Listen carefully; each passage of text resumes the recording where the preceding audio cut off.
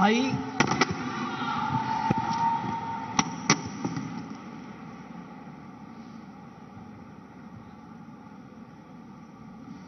Nilesh Cabral, do swear in the name of God that I will bear true faith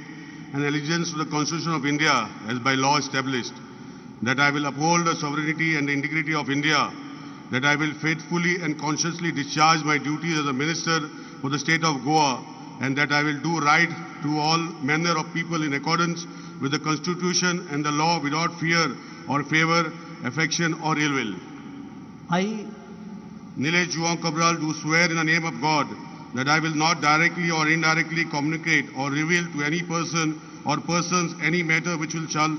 be brought under my consideration or shall become known to me as a minister for the state of Goa, except as may be required for the due discharge of my duties as such minister.